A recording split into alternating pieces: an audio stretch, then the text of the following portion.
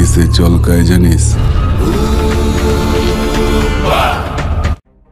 হুগলির ত্রাস হুব্বা শ্যামল আজ আর নেই, তবু আরও একবার সেই শ্যামল যেন ফিরলেন হুব্বা বিমল হয়ে।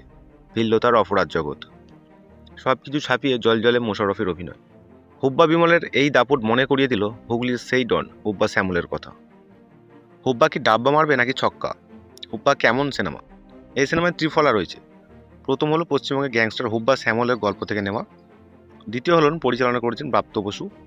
তৃতীয় ফলা হলো মেন ভূমিকায় যে অভিনয় করছেন বাংলাদেশের জনপ্রিয় অভিনেতা সে মোশাররফ করিম। হুগলির গ্যাংস্টার ছিল হুব্বা শ্যামল, সিনেমায় হয়ে গেল হুব্বা বিমল। সেই চরিত্রে অভিনয় করছেন বাংলাদেশের মোশাররফ করিম। যখন এন্ট্রি নেন তখন হলের যত দর্শক ছিল সবাই কিন্তু হইচই করে ওঠে।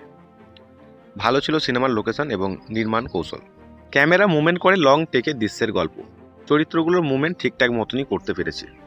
সিনেমার ব্যাকগ্রাউন্ড মিউজিক দৃশ্যের আবহের সঙ্গে বেশ ভালো মানানসই। দৃশ্য থেকে আরেক দৃশ্য যাওয়ার যে ট্রানজ্যাকশনগুলো বেশ ভালো। কিছু কিছু দৃশ্যের কমিক টাইমিং ছিল অসাধারণ। গোয়েন্দা অফিসারের চরিত্রে ইন্দ্রনীল ভালো করেছেন। আরও ভালো করেছেন মানসিক সমস্যা ভোগী ইন্দ্রনীলের স্ত্রী। ছোট চরিত্র কিন্তু ভালো। এছাড়াও সেই সময়ের জনপ্রিয় গানগুলো কোথাও না কোথাও বাজতে শোনা গেছে সেই ছবির মধ্যে। গ্যাংস্টার ধরনের সিনেমা দেখতেন হুব্বা, সেই থেকে সব কিছু পরিকল্পনা রপ্ত করে। সব কিছু মিলিয়ে 2000 সালের আশেপাশের সময়টা শতকর্তার সঙ্গে দেখানো হয়েছে। সবচেয়ে বড় ঝামেলা ছিল চিত্রনাট্য।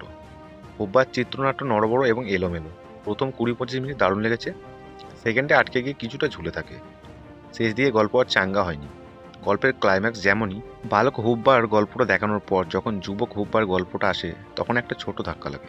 যেখানে মোশাররফ করিমের অতি দানবীয় অভিনয় দেখে ফেলেছি, সেখানে এই হুব্বার চরিত্রে অন্য কাউকে গ্রহণ করা কষ্টকর। আর একটা দুর্বল দিক ছিল গোয়েন্দা অফিসার ইন্দ্রনীলের বয়ান। হুব্বাকে ধরার সময় তার সহকর্মী সব প্রশ্নের উত্তর দিচ্ছিল তোতা পাখির মতো। হুব্বা চরিত্রে পা থেকে মাথা চুল পর্যন্ত ছিল মোশাররফ করিমের নিয়ন্ত্রণে। তিনি জানতেন কিভাবে একটি চরিত্রকে তাজা এবং গতিশীল করতে হয়। সিনেমায় তার চরিত্রটা একটু লাউড। ভঙ্গি ব্যাপক, তার হাঁটা চলা, কথা বলা, হাসি, মুহূর্তে মুহূর্তে মুখের যে ভঙ্গি বদল করা, সব কিছু ছিল নিখুঁত। এখানে আর একটা কথা বলতে হয়, বিশেষ করে যে মোশাররফের চোখের যে ব্যবহার ছিল সেটা কিন্তু দারুণ ছিল। তার কথা বলার সময় কিন্তু শারীরিক ভাষা, কোথায় থামতে হবে, কোন শব্দে জোর দিতে হবে, কখন দ্রুত বলতে হবে, কখনো বলার পর চুপ থাকতে হবে, এই সব কিছু ছিল ঢাকার জামদানির মতন কারুকাজ।